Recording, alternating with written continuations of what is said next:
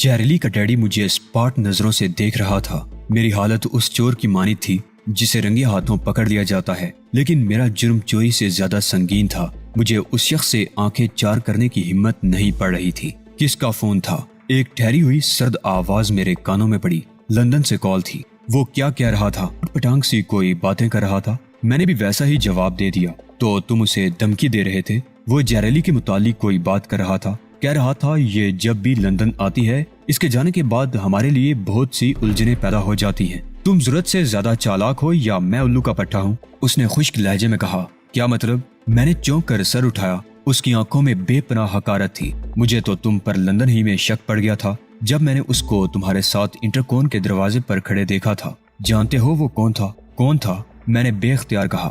میری آنکھوں میں اس وقت حقیقی تحیر تھا کیونکہ میں حقیقتاً جاننا چاہتا تھا کہ وہ کون تھا۔ میرے تاثرات کچھ اس قسم کے تھے کہ وہ بونچکا ہو کر مجھے دیکھنے لگا۔ چند لمحے مجھے دیکھنے کے بعد اس کے نتنوں سے ایک ٹھنڈی سانس خارج ہو گئی اور اس کی آنکھوں سے غصے کی جھلکیاں ناپید ہونے لگی۔ میرے ساتھ آؤ۔ وہ میرا ہاتھ پکڑ کر کمرے سے باہر نکلتا ہوا بولا۔ آپ لوگ کہاں جا رہے ہیں ڈیڈی؟ جیریلی باتھ روم سے نکلتے ہوئے بولی۔ تم اپنا لباس ٹھیک کرو، ہم ابھی آتے ہیں، پیٹرسن نے کہا اور مجھے لے کر باہر نکل گیا۔ میں اس وقت بہت بری طرح پھنسا ہوا تھا۔ اجنبی دیس میں یہ نئی مصیبت مجھے بہت باری معلوم ہو رہی تھی۔ پیٹرسن کی نقل اتارنے کا صلہ مجھے نہ جانے کیا ملنے والا تھا۔ تاہم لندن کی جانب سے اس موضوع کا کوئی دوسرا فون موصول ہونے تک میری حیثیت ابھی کھل کر پیٹرسن کے سامنے نہیں آئی تھی۔ تمہارے پاس پاسپورٹ ہے؟ اچانک اس نے ایک عجیب سے سوال کیا۔ نہیں۔ کیوں نہیں؟ تمہیں علم نہیں تھا کہ ہم ایک دوسرے ملک میں جا رہے ہیں، اس لیے اپنا پاسپورٹ لے لینا چاہیے۔ دراصل میرے پاس سرے سے پاسپورٹ ہے ہی نہیں، اور یہ بات میں نے جیریلی کو بتا دی تھی۔ ایئرپورٹ پر ہماری تلاشی کیوں نہیں لی گئی؟ ہمارے پاسپورٹ چیک کیوں نہیں ہوئے؟ اس نے مجھے چبھتی ہوئی نگاہوں سے دیکھتے ہوئے کہا۔ مجھے کیا معلوم؟ ہو سکتا ہے، سب کچھ ہو سکتا ہے۔ یہ بھی ہو سکتا ہے کہ ایئرپورٹ والے تمہارے سسرال میں سے ہوں۔ مسٹر پیٹرسن، میں جیریلی کی وجہ سے آپ کی عزت کرتا ہوں، میں نے ٹھوس لہجے میں کہا۔ اچھی عزت ہے؟ میری نقل اتار رہے ہو؟ یہ میری عزت ہے۔ مجھے یوں معلوم ہوتا ہے جیسے تم وہ نہیں ہو جو اوپر سے لگتے ہو۔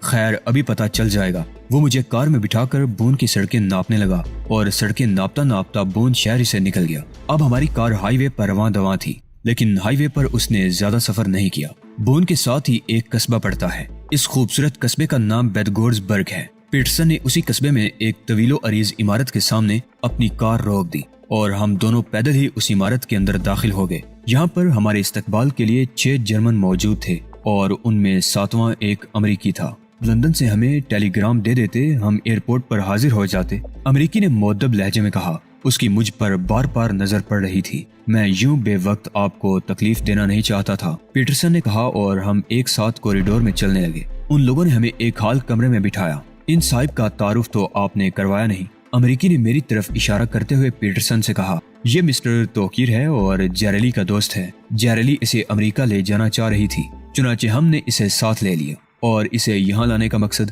یہ آپ کو بعد میں معلوم ہو جائے گا۔ فی الحال آپ ایسا کریں، ہمارے لیے گرما گرم چائے کا بندوبست کریں۔ چائے تو یہاں ہر وقت تیار رہتی ہے۔ تو پھر سنیے، اسے یہاں لانے کا مقصد یہ ہے کہ میں اسے آپ لوگوں سے ملانا چاہتا تھا۔ کوئی خاص مقصد ہے کیا؟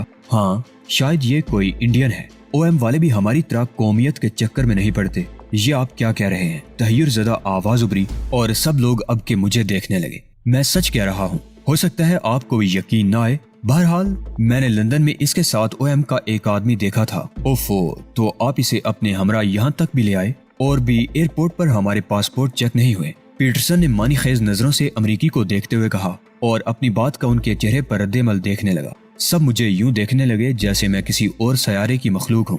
اس کا مطلب ہے، اس نے تشویشناک نظروں سے میری طرف دیکھا اور کچھ کہتے کہتے خاموش ہو گیا۔ میں خاموشی سے بیٹھا ان کی گفتگو سمجھنے کی کوشش کر رہا تھا۔ یہ او ایم نہ جانے کیا بلا تھی اور نہ جانے ان ایئرپورٹ والوں کو کیا ہو گیا تھا۔ انہوں نے ہمارے پاسپورٹ کیوں چیک نہیں کیے تھے؟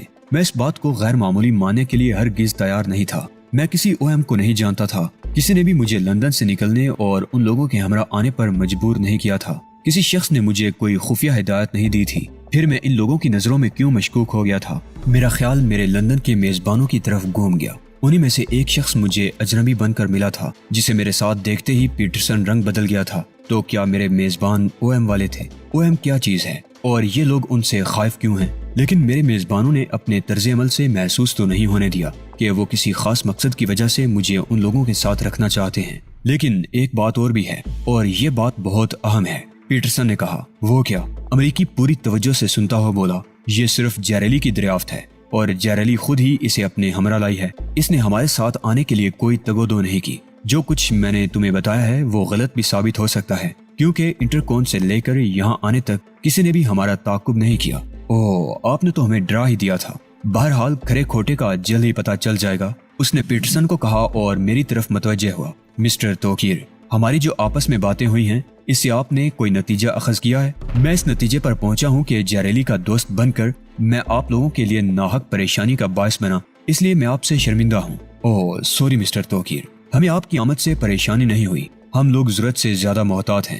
ہمارے کاروبار کی نوعیت کچھ اس قسم کی ہے کہ ہمیں اپنے ہم پیشہ مخالفین کا ہر وقت دڑکا لگا رہتا ہے۔ ہم اپنے مخالفین کو OM کے نام سے پکارتے ہیں۔ کئی بار اس قسم کی کوشش ہو چکی ہے کہ ہمارے مخالفین نے جاسوس وغیرہ بیچ کر ہماری مصنوعات کے فارمولے چرا لیے۔ بہرحال چونکہ آپ جیریلی کے دوست ہیں، اس لیے ہم آپ کی عزت کرتے ہیں، لیکن اس بات کی تسلی کے لیے ہمیں اپنا شبہ دور کرنے کا بھی حق حاصل ہے، اور اپنا یہ حق ہم ضرور استعمال کریں گے۔ لیکن پاسپورٹ کی چیکنگ نہ ہونے سے آپ کا کیا تعلق ہے؟ یہ 4 سال قبل کی بات ہے۔ اسی طرح فرانس سے ایک شخص ہمارے طیارے میں پرواز کرتا ہوا بون تک آیا۔ اتفاق دیکھیے، ایئرپورٹ والوں نے پاسپورٹ چیک نہ کیے۔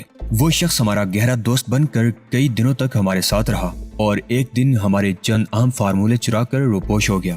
بعد میں پتہ چلا کہ وہ ہمارے مخالفین میں سے تھا۔ اس وقت سے آج تک ہم یہ نقطہ بھی اپنے ذہن میں رکھتے ہیں۔ آیا ہمارے دوستوں سے اس طرح کا کوئی غیر معمولی واقعہ تو پیش نہیں آیا، لیکن خواہ آپ ہوں یا آپ کے مخالفین، قانونی لوازمات سے کوئی بری و ذمہ تو نہیں ہوتا۔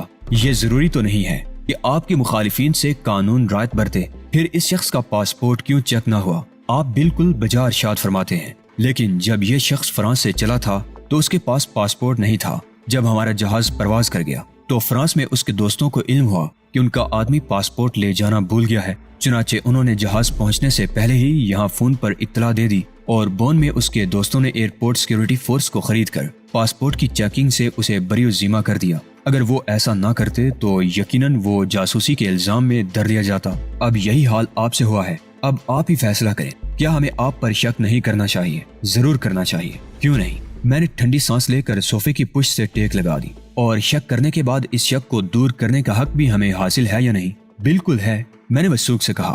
امریکی نے ایک جرمن کی طرف اشارہ کیا۔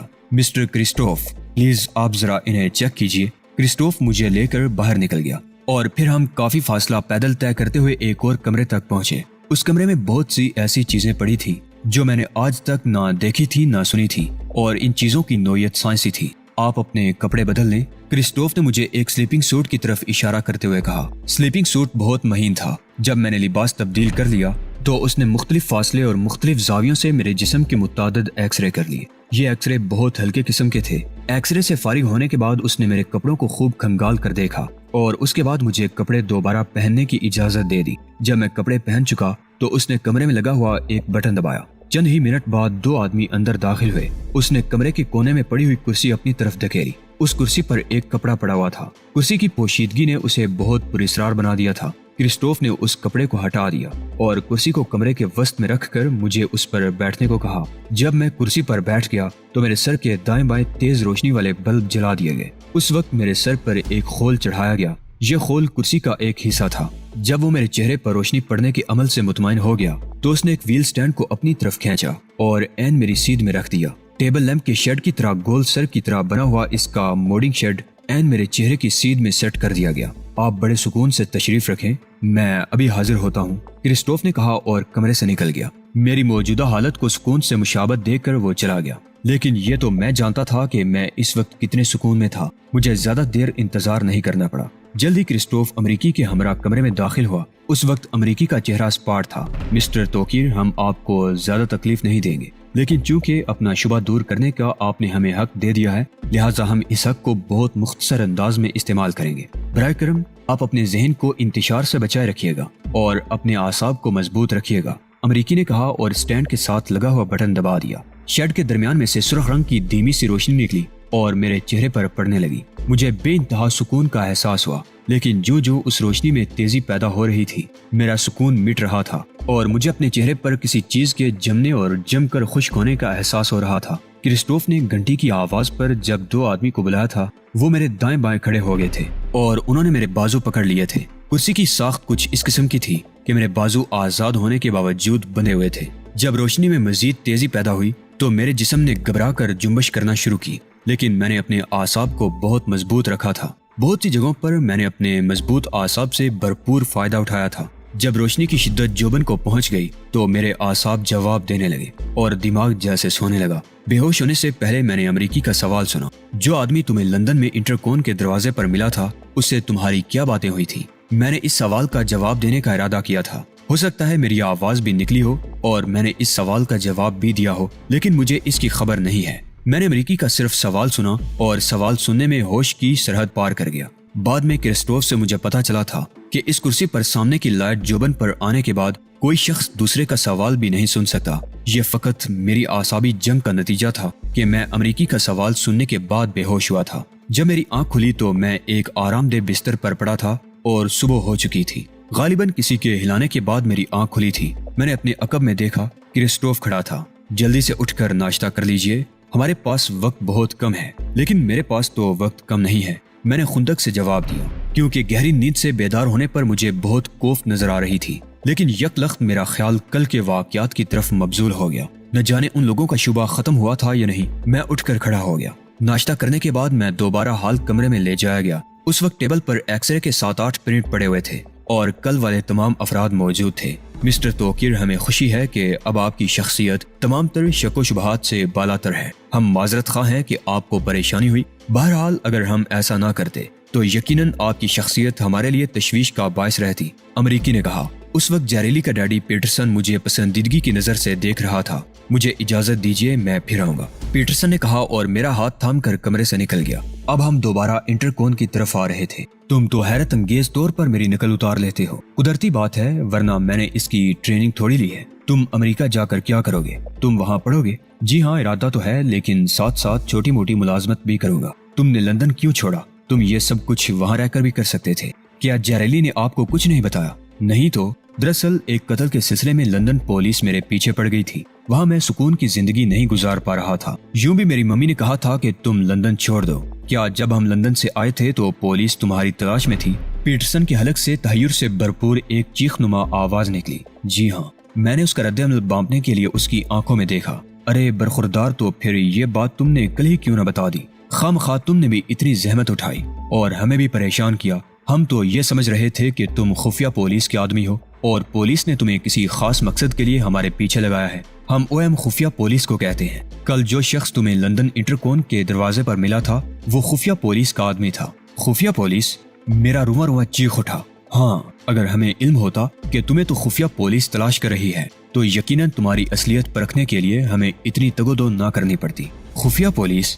میں ایک بار پھر بڑبڑایا اور کسی گہری سوچ میں ڈوب گیا۔ تو کیا میرے سب میزبان خفیہ پولیس سے تعلق رکھتے تھے؟ لیکن میں تو ایک قاتل تھا۔ انہوں نے مجھے ملک سے نکل جانے کی اتنی آسانی سے اجازت کیوں دے دی؟ لندن پولیس میرے عقب سے کیوں ہٹ گئی تھی؟ کیا خفیہ پولیس کے کہنے پر؟ لیکن کیوں؟ ایک مجرم سے یہ سلوک کیوں کیا گیا؟ اس کی مہمان نوازی کیوں کی گئی؟ اسے اس کے رشتہ داروں کو امن و امان اور سلامتی میں رہنے کی ضمانت کیوں فراہم کی گئی؟ مسز ایلس سب کچھ جانتی ہے۔ اسی نے ممی اور عائشہ کی حفاظت کی ضمانت دی تھی۔ اس نے مجھے حقائق سے مطلع کیوں نہیں کیا؟ آخر میرے اندر ایسی کیا خصوصیت ہے جس کی بنا پر جو کام میں نے پولیس کو بے خبری میں رکھ کر کرنا تھا وہ پولیس نے خود ہی کر دیا؟ آخر میں کیا ہوں؟ میری حقیقت کیا ہے؟ پولیس انٹیلیجنس کو مجھ سے کیا دلچسپی ہے؟ بہت سے سوالات اچانک میرے ذہن میں ابھرے اور ان سوالات نے مجھے پاگل کر کے رکھ دیا۔ سب سے زیادہ تکلیف دہ سوال یہ تھا کہ ایک قاتل سے ایسا سلوک کیوں کیا گیا؟ اچانک میرے ذہن میں ایک خیال کلبلایا اور میں نے پیٹرسن سے پوچھا، لیکن آپ کو خفیہ پولیس سے اتنا خوف کیوں ہے؟ میرے اس سوال کا پیٹرسن پر خلاف توقع کوئی اثر نہ کیا۔ وہ بڑے سکون سے بولا، ہم اپنے بزنس کو اس قدر کلوز رکھتے ہیں کہ پولیس خواہ مخواہ شک میں پڑ جاتی ہے اور ہماری سرگرمیوں کی جستجو میں لگی رہتی ہے۔